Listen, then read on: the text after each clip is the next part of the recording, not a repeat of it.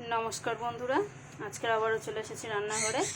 आजकेर आमि निये एसेछि देखुन एखाने मूलो शाक, मूलो पाताटा निये एसेछि। तो एखाने बेश सुंदर करे बेचे धुए এইভাবে বড় বড় সাইজের টুকরো করে নিয়েছি। আর এইভাবে দেখুন এই যে একদম পাতলা পাতলা সরু সরু যেগুলো ডাটা আছে ওগুলো শুদ্ধ নিয়েছি, খুব একটা মোটা ডাটা নিইনি। আর এখনকার ডাটা একদমই কচি হচ্ছে, তো অসুবিধা নেই। বেশ অনেকটাই নিয়েছি এখানে, তো এতটুকুনি পাতাতে তো হবে না, তাই সামান্য একটু ডাটা রেখেই নিয়েছি। আর আজকে এখানে নিয়েছি সবথেকে মজাদার একটা জিনিস, সেটা হচ্ছে এই যে দেখুন শুটকি চিংড়ি। এই চিংড়িটা এতটাই ছোট, এটা ভেজাতে খুব একটা লাগবে না, শুধু রান্নার আগে 1 মিনিট মতো জলে ভিজিয়ে কিংবা এমনি ধুয়েও দিয়ে দিতে পারেন। তো এটা দিয়ে আজকের আমি মূলো পাতা ভর্তা বানাবো। তো সবার আগে চলুন মূলো পাতাটাকে একটু কড়াইতে দিয়ে ভাপিয়ে নিই, হালকা করে একটু সেদ্ধ করে নেব।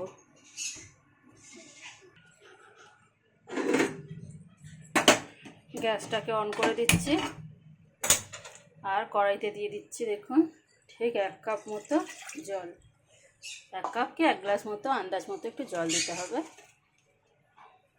এরপরে আমি এখানে মূলো শাকগুলো দিয়ে দেবো। মূলো শাকগুলো ভাপিয়ে নিই, আর মূলো শাকের যা মশলা লাগবে তা আমি রেডি করে নেব যতক্ষণে এগুলো সেদ্ধ হচ্ছে। মূলো শাকে খুব বেশি আমার মশলা কিছুই লাগবে না। পেঁয়াজ দিলে দেবেন, না দিলে না দেবেন, কিন্তু রসুন কুচি একটু দিতে হবে। তো এখানে দিয়ে দিলাম ঝালের মতো 3-4টে কাঁচা লঙ্কা। এখন আমি ঢাকা দিয়ে দিলাম।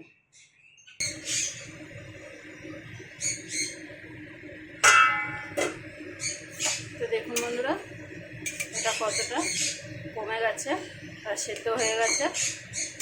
বেশি অতিরিক্ত সেদ্ধ করা খুব দরকার নেই, যতটা হওয়ার হয়ে গেছে। তো এবার আমি এটাকে নামিয়ে একটু ঠান্ডা করে নেব, নিয়ে তারপরে মিক্সিতে বেটে নেব। একটু ঠান্ডা করে মিক্সিতে বেটে নিয়ে তারপরে আপনাকে দেখাচ্ছি। তো এখানে দেখুন বন্ধুরা আমি ওদিকে গ্যাস জ্বালিয়ে দিয়েছি, কড়াই গরম হচ্ছে। এটা কিন্তু আমি এখনও ভিজাইনি, এরকম ছাঁকনির মধ্যে নিয়ে নিয়েছি। এখন আমি এটাতে একটু জল দিয়ে দিলাম, খুব বেশি হলে 1 মিনিট মতো হয়তো ভিজবে। আর এখানে দেখুন আমি মূলো পাতাটাকেও বেটে নিয়েছি, এরকম একটু দারদারা মতো, খুব একটা মিহি করে একদম করে বাটিনি।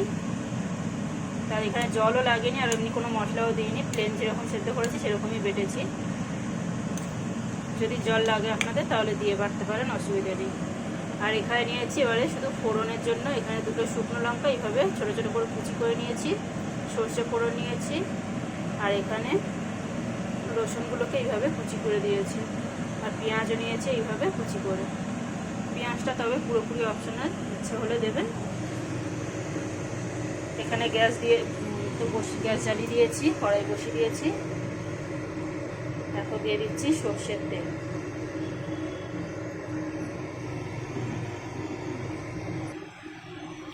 তেল গরম হয়ে গেছে, এখন আমি এখানে দিয়ে দেবো সব ফোড়নগুলো দিয়ে দিলাম, দিয়ে ফোড়নটাকে বেশ ভেজে নেব সুন্দর করে, খুব সুন্দর লাল লাল করে ভেজে নেব।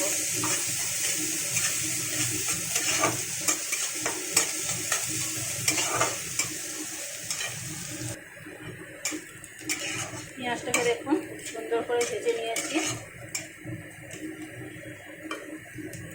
এখন আমি এখানে এটাকে দেখুন একদম ফ্রেশ পরিষ্কার, আমি তো বেছে নিয়েছিলাম তাই, আর কত সুন্দরভাবে ভিজে গেছে, খুব বেশি কিন্তু হয়নি। যতটা পারবেন জল ঝরিয়ে ফেলে কড়াইতে এবার দিয়ে দিন।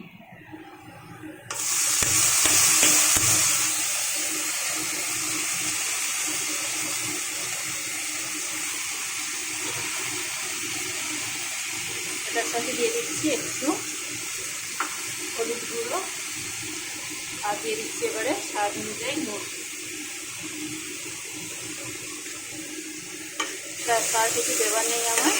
এবারে এটাকে খুব সুন্দর করে নাড়াচাড়া করে ভেজে নেব। তো দেখুন ফোড়নের সাথে চিংড়ি মাছটাকে পুরো লাল লাল করে ভেজে নিয়েছি খুব সুন্দর করে। ভেজে ভাজতেও কিন্তু খুব বেশি সময় লাগেনি।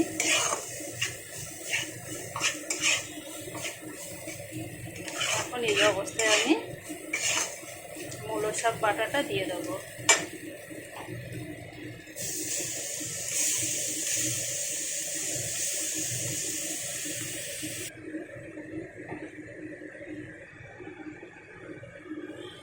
মিক্সিটা ধুয়ে ঠিক 2 চামচ মতো জল আমি এখানে দিয়ে দিলাম।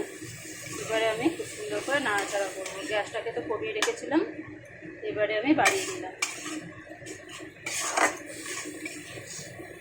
আপনারা এর জায়গায় এমনি নর্মালি চিংড়ি ব্যবহারও করতে পারেন, চিংড়ি মাছ ব্যবহার করলেও ভালো লাগবে, কিন্তু শুটকি মাছের কোনো তুলনা হয় না।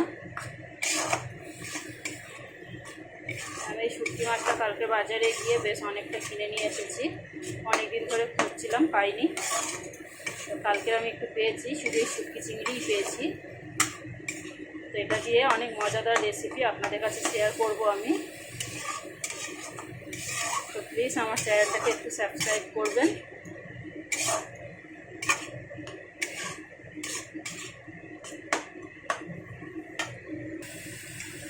তো দেখুন বন্ধুরা, খুব সুন্দর করে নাড়াচাড়া করে কিন্তু পুরো জলটা শুকিয়ে নিয়েছি।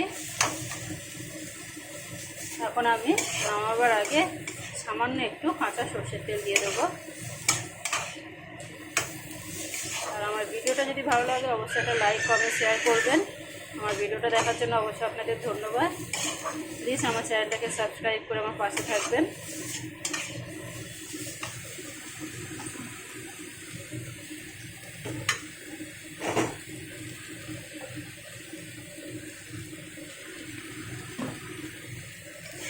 এখন আমি এটাকে নাড়াচাড়া করে নামিয়ে নেব।